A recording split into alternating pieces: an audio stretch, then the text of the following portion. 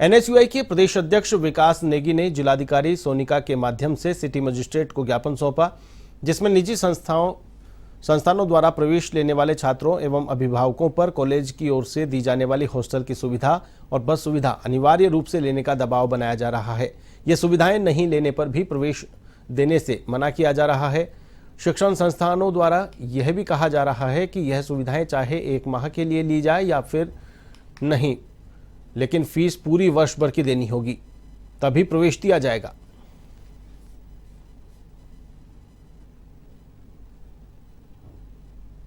DM madam को हमने ज्ञापन दिया है। हमारे उसमें 2 मुख्य मांगे हैं। एक तो आप देखे होंगे पूरे देश में एनटीए वो बैन को लेकर एनएसयूआई पूरे देश में आंदोलन कर रही है। तो हमने डीएम मैडम के माध्यम से राज्यपाल से एक दरख्वास्त की है कि जो एनटीए जो है नेशनल टेस्ट एजेंसी है उसको पूर्णतः बैन कर देना चाहिए, जिससे कि युवाओं का भविष्य खराब ना हो। दूसरा जो अहम मुद्दा है वो हमारे प्रदेश से लेके है।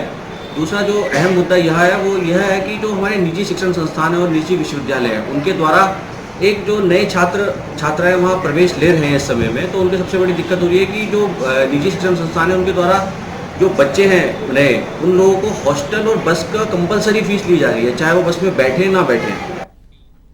टैक्सी चालक अपनी मांगों को लेकर आरटीओ कार्यालय में आरटीओ अधिकारी से मुलाकात करने पहुंचे। इस दौरान वाहन स्वामियों और चालकों ने लगेज कैरियर में रियायत दी जाने की मांग की है। चालकों ने भरोसा दिलाया कि वे पूरे नियम कानून के साथ वाहन चलाएंगे। यदि उनके कागजों में परमिट, फिटनेस आदि की कोई कमी नजर आए तो बेशक चालान किए जाए, परंतु जबरन उन पर चालान न थोपा जाए। तो वहीं आरटीओ संदीप सैनी ने कहा कि ओवरलोड वाहनों को किसी भी हाल में नहीं बख्शा जाएगा।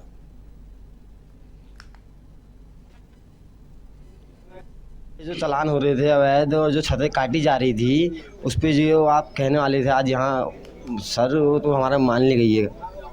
जो हमारी मांगे थी मान ली गई है। हमारा जो लगेज का मीन चल रहा था, जो लगेज कैरियर के संदर्भ में जो हमारा आईटीओ साहब के साथ जो वार्तालाप चल रही थी उनमें उनने हमारे सभी लोगों की सहमति को मान लिया गया है। ये हमारे पास एक सूचना जो आई थी, आप सभी को ज्ञात है, जो अवैध तरीके से इनके वो काटे गए थे छतें। तो राष्ट्रीय सेवा संघ ने इस पर कार्रवाई करते हुए सभी टैक्सी यूनियन को, जितने भी कुमाऊं क्षेत्र के, सबको एकजुट किया और एक धरना हमने परसों दिया था, आज का आश्वासन मिला था, तो आज आरटीओ साहब ने इस पर कर दिया है।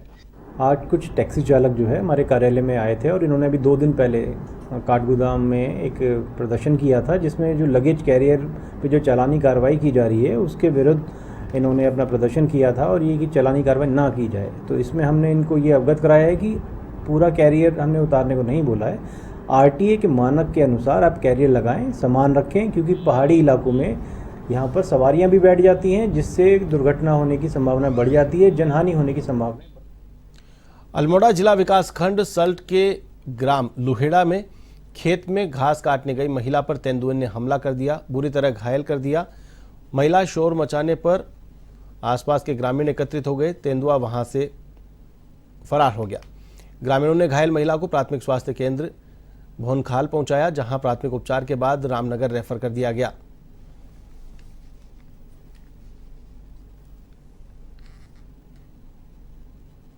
लीला देवी जी 51 साल की महिला हैं। महेंद्र सिंह जी इनके पति का नाम है। इनको 2 तारीख को सुबह 8:30 बजे के करीब इनके घर के पास हमला करना बताया गया था। इससे पूर्व हमें 30 तारीख को सूचना मिली थी कि क्षेत्र में तेंदुए की सक्रियता है, तो उसको देखते हुए टीम हमारी लगातार वहाँ गश्त भी कर रही थी। आरएसएस प्रमुख मोहन भागवत ने मुख्यमंत्री पुष्कर सिंह धामी के साथ माधव सेवा विश्राम सदन का लोकार्पण किया। यह सदन एम्स में आने वाले मरीजों के तीमारदारों की मदद के लिए बनाया गया है। विश्राम सदन के 122 कमरों में 430 बेड पर रहने और खाने पीने की सस्ती दरों पर सुविधा मरीजों के तीमारदारों को उपलब्ध कराई जाएगी। समारोह में पूर्व मुख्यमंत्री भगत सिंह कोश्यारी, पूर्व कैबिनेट मंत्री रमेश पोखरियाल निशंक सहित कई दिग्गज नेता भी मौजूद थे। इस अवसर पर मोहन भागवत ने कहा कि इस विश्राम सदन में एम्स में आने वाले मरीजों के तीमारदारों को बहुत ज्यादा सुख सुविधाएं सस्ती दरों पर मिलेंगी। पर्याप्त सुविधा प्राप्त नहीं है, जिसमें हम लोगों को जो अटेंडेंट्स आते हैं उनको हम कुछ आश्रय प्रदान कर सकते हैं।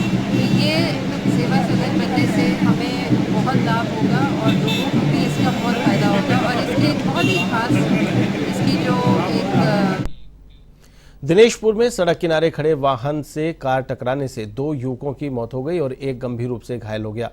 घायल को हल्द्वानी के कृष्णा अस्पताल में भर्ती करवाया गया। तीनों युवक रुद्रपुर से कार से घर लौट रहे थे, तभी मटकोटा मोड़ के पास कार पहले से खड़ी गाड़ी से जा टकराई।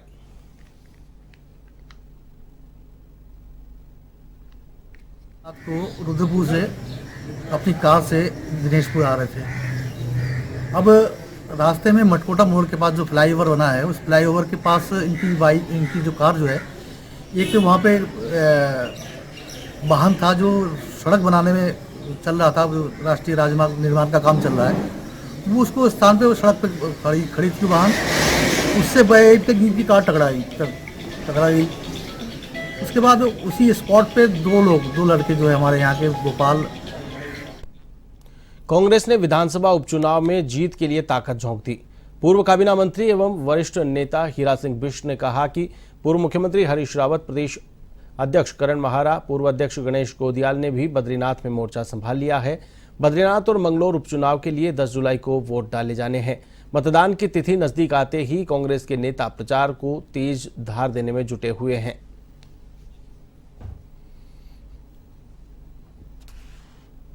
कांग्रेस विजय का पता लोगों में जो निराशा, हताशा, लोग सोच रहे हैं कि कांग्रेस का होना जरूरी है, कांग्रेस से ही इस प्रदेश के विकास को गति दे सकता है, वरना आज तो टोटल काम खनन का, शराब माफियाओं का, भू माफियाओं का कब्जा यहाँ पर है, कोई काम नहीं हो रहा। अब बहुमत तो बीजेपी पास है, लेकिन कुछ जनता के हित के कुछ काम करके दिखाएं कि कर्मचारियों के लिए क्या, बेरोजगारी के, महिलाओं के लिए, किसानों के लिए क्या। जीरो उत्तराखंड, जीरो, और केवल हेलीकॉप्टर घूम रहा, ये पतन हो रहा। लोग नहीं समझ रहे कि आने वाली पीढ़ी भूखे मरेगी उत्तराखंड में। जिस तरह से उत्तराखंड कंगाल किया जा रहा है, इसकी जड़ें खोद दी गई हैं। उत्तराखंड में बारिश लोगों के लिए कहीं पर राहत तो कहीं पर आफत बनती जा रही है। पहाड़ी क्षेत्रों में बारिश ने हाहाकार भी मचाया है, तो वहीं मैदानी क्षेत्रों में इससे काफी खुशहाली देखने को मिली है। उधम सिंह नगर के बाजपुर में ग्राम झारखंडी हरिपुरा में बारिश ने अपना रौद्र रूप दिखाया है, जिससे गांव को जोड़ने वाला लिंक मार्ग कट गया है।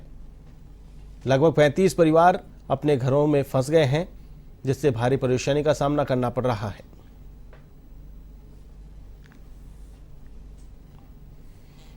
लगभग 5 या 6 सालों से पानी ही आ रहा है और रास्ते हर बार कट जाते हैं। कई बार हमने अपनी तरफ से बनवाए हैं यहाँ निकलने के लिए, लेकिन प्रशासन से कभी भी कोई भी सहायता नहीं दी गई। और 2 साल पहले मेरा भाई भी यहाँ खत्म हो गया था, तो रात को ऐसे ही बीमार हुआ और रात को हम 11 बजे खत्म हो गया, ले जा नहीं पाए, पानी आया हुआ था। सर यहाँ दिक्कत ये आ रही है, जो हमारा ये मेन जो रास्ता है, हमारा यही रास्ता है जिसके द्वारा हम आवाजाही कर रहे हैं, और बाकी औरों का जो रास्ता है वो यहाँ से 4-5 किलोमीटर दूर है, वो तो वहीं से निकल जाते हैं। जो हमारे 30-35 घर है यहाँ से लगभग रोड से लेके यहाँ। उत्तराखंड में हो रही भारी बारिश ने आम जनजीवन को प्रभावित कर रखा है, तो वहीं स्मार्ट सिटी के रूप में पहचाने जाने वाले देहरादून शहर की भी कलई खुल गई है। कांग्रेस के वरिष्ठ नेता एवं प्रदेश उपाध्यक्ष सूर्यकांत धस्माना ने कहा कि झमाझम मूसलाधार बारिश ने सिस्टम के दावों की पोल खोलकर रख दी।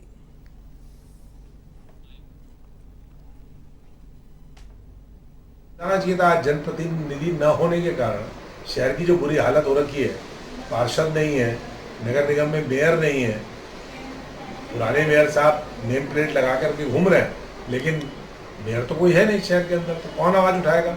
शहर के अंदर लाइट खराब है, शहर के अंदर जल भरा हो रहा है, नालियाँ चौक पड़ी हुई है, गंदगी हो रखी है शहर में, लोग डेंगू से लोग अब बीमार होने शुरू हो गए, कौन आवाज उठाएगा। जनप्रतिनिधि है नहीं। अब चुनाव तो सितंबर में। डेंगू के संभावित खतरे को देखते हुए जिला प्रशासन पौड़ी सतर्क हो गया है। डीएम पौड़ी डॉक्टर आशीष चौहान ने बताया कि डेंगू को लेकर आवश्यक कदम उठा लिए गए हैं और इसके लिए कोटद्वार में जल्द ही एक मेडिकल ऑफिसर भी तैनात किया जा रहा है। जिलाधिकारी ने जानकारी देते हुए बताया कि सीएमओ पौड़ी को समय पर सभी तैयारियां पूरी करने के निर्देश दिए गए हैं।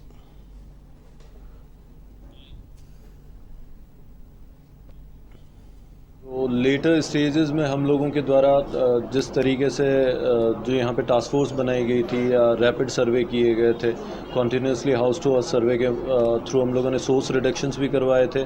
प्लस अवेयरनेस का जो आईसी वाला पार्ट है और मरीज़ों की को आइडेंटिफाई करना है या संक्रमित लोगों को आइडेंटिफाई करने का जो प्रोसेस था, तो सिमिलर लाइंस पे इस बार भी एडवांस में 1 से 2 मीटिंग्स हमारी हो चुकी है।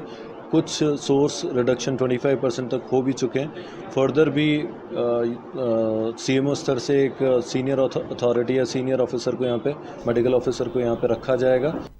उत्तराखंड महिला कांग्रेस की प्रदेश अध्यक्षा ज्योति रौतेला के नेतृत्व में महिला कांग्रेस ने पुलिस मुख्यालय का घेराव किया, जहां भारी पुलिस बल ने उन्हें पुलिस मुख्यालय से पहले ही कनक चौक पर बैरिकेडिंग लगाकर रोक दिया। इस मामले को लेकर ज्योति रौतेला ने कहा कि उत्तराखंड में लगातार महिलाओं के प्रति अपराध बढ़ रहे हैं।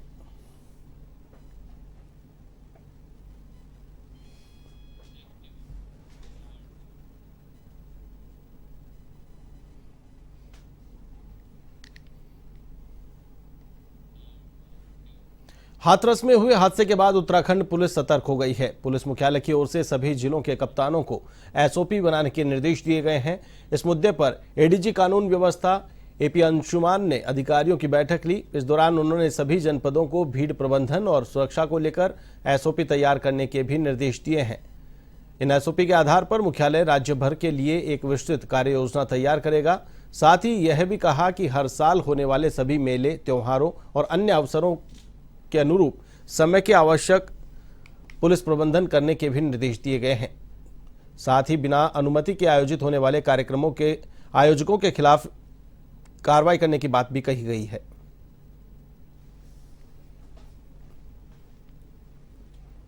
ये जो हाथरस में घटना घटित हुई है, इसी के एहतियात के तौर में हमारे ADG LO साहब के द्वारा समस्त वरिष्ठ पुलिस अधीक्षक और रेंज अधिकारी के साथ एक गोष्ठी आयोजित की गई, ताकि इस तरह की व्यवस्थापित किया जाए। जो सत्संग, मेला, उत्सव, इस तरह के बड़े स्केल में आयोजन होता है, उसमें आयोजकों की जिम्मेदारी और पुलिस प्रशासन की भी जिम्मेदारी है, दोनों ही।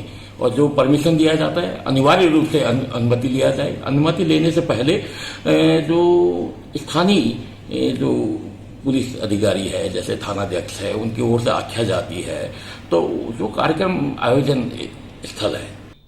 बद्रीनाथ ऋषिकेश राष्ट्रीय राजमार्ग 58 पर शिवपुरी से कोड़ियाला के बीच मलबा आने से सड़क बाधित हो गई है, जिसके कारण लगभग 6 घंटे तक जाम की स्थिति बनी रही। इस दौरान आपातकालीन सेवा की एम्बुलेंस भी जाम में फंस गई।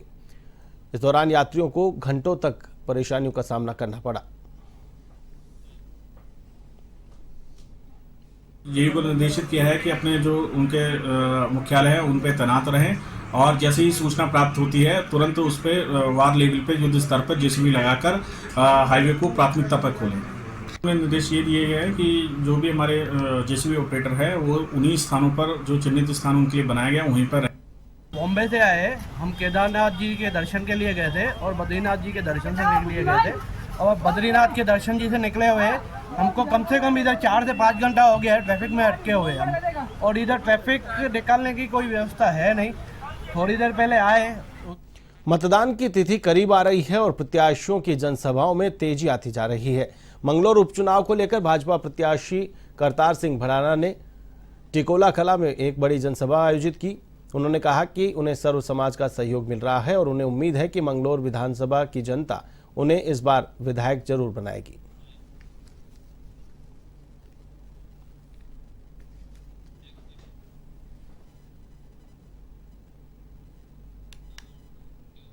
बद्रीनाथ और मंगलौर विधानसभा सीट पर बीजेपी और कांग्रेस की साख दांव पर लगी है।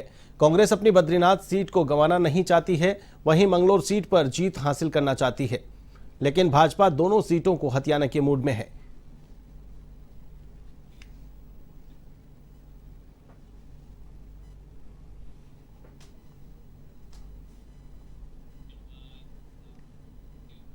मानसून आने के साथ ही प्रशासन भी अलर्ट मोड पर आ गया है, तो वहीं तैयारियां पूरी कर ली गई है। बाढ़ चौकियां और राहत केंद्र बनाकर कर्मचारियों को तैनात कर दिया गया है।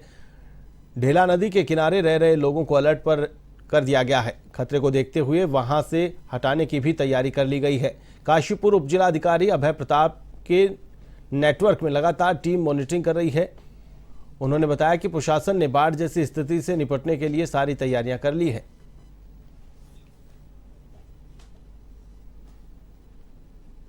पूरे उत्तराखंड को पता है कि पिछले वर्ष में जब 15 अगस्त के दिन पहला मकान यहाँ पर ढेला नदी में काशीपुर के लक्ष्मीपुर पट्टी में गिर गया था, तो बहुत ही भयंकर आपदा उसे माना जा रहा है और लोग जो है सड़कों पर आ गए थे। लेकिन इस बार मुझे लगता है कि काशीपुर SDM महोदय से हमने मांग की कि जल्द से जल्द जो है पहले ही तैयारी की जाए ताकि लोगों को बड़े खतरे से बचाया जा सके। प्रशासन द्वारा कहीं ना कहीं जो है बचाव और राहत कार्य जो है शुरू कर दिया गया है और पिचिंग का कार्य सिंचाई विभाग द्वारा कराया जा रहा है, लेकिन जिस तरीके की पिचिंग होनी चाहिए थी उस तरीके की पिचिंग नहीं हो रही है। कहीं ना एवं उत्तराखंड में फिलहाल के लिए बस इतना ही। मुझे दीजिए इजाजत। नमस्कार।